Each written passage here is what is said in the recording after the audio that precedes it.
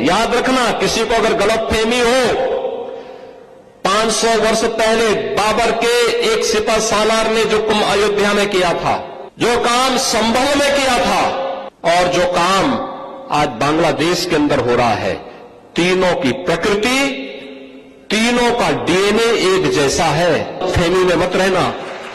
अगर कोई ये मानता है कि वो बांग्लादेश में हो रहा है, तो यहां भी बांटने वाले तत्व उनके लिए बेट बन करके खड़े हो रखे हैं, पहले से खड़े हैं। वे समाज के सामाजिक ताने बाने को छिन्न भिन्न कर रहे हैं, सामाजिक एकता को तोड़ करके, आपको बांट करके फिर काटने का और कटवाने का पूरा इंतजाम भी कर रहे हैं। भगवान राम ये सब करने में इसलिए सफल रहे क्योंकि उन्होंने जोड़ा था, पूरे समाज को जोड़ा था, सबको जोड़ा था। ये जोड़ने के कार्य को अगर हमने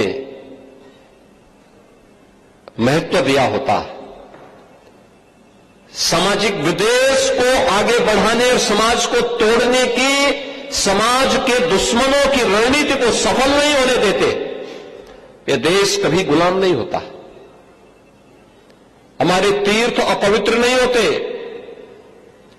चंद मुट्ठी भर आक्रांता आकर के भारत को पद्दलित करने का दुस्साहस नहीं कर पाते। भारत के वीर योद्धाओं ने रौंद डालते, लेकिन हमारी आपसी एकता में बाधा पैदा करने वाले लोग वे सफल रहे, और उन्हीं के जो जीन्स है वे आज भी हैं, जो जाति के नाम पर राजनीति करके सामाजिक ताने बाने को छिन्न भिन्न करने का प्रयास कर रहे हैं।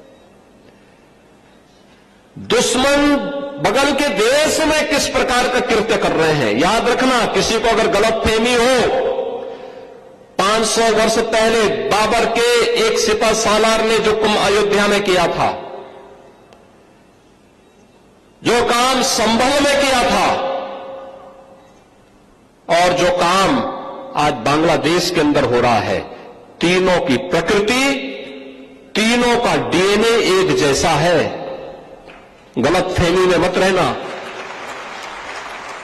अगर कोई ये मानता है कि वो बांग्लादेश में हो रहा है, तो यहां भी बांटने वाले तत्व उनके लिए बेट बन करके खड़े हो रखे हैं, पहले से खड़े हैं। वे समाज के सामाजिक ताने बाने को छिन्न भिन्न कर रहे हैं, सामाजिक एकता को तोड़ करके, आपको बांट करके फिर काटने का और कटवाने का पूरा इंतजाम भी कर रहे हैं। ये बांटने वाले लोग, बहुत सारे लोग तो ऐसे हैं जिन्होंने दुनिया के तमाम देशों में प्रॉपर्टी खरीद करके रखी हुई है। जहां संकट आएगा वहां भाग जाएंगे, मरने वाले मरते रहेंगे, यही करेंगे लोग। और इसीलिए आप सबसे मैं कहने के लिए आया हूं,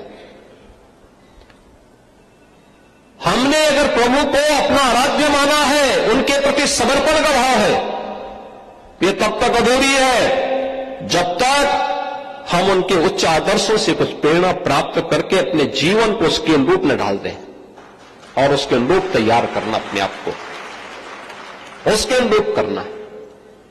रामायण का तो एक एक दृश्य अत्यंत प्रेरणादायी है,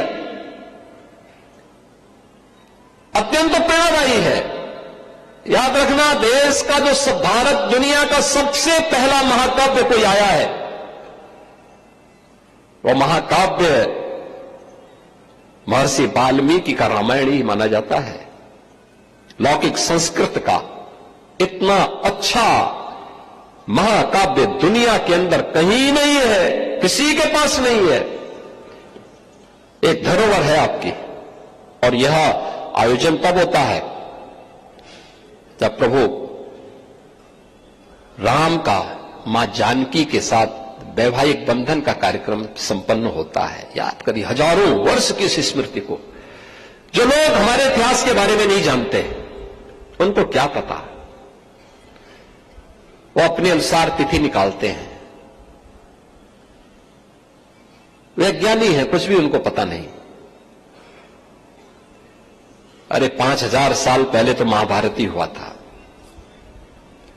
उससे भी हजारों वर्ष पहले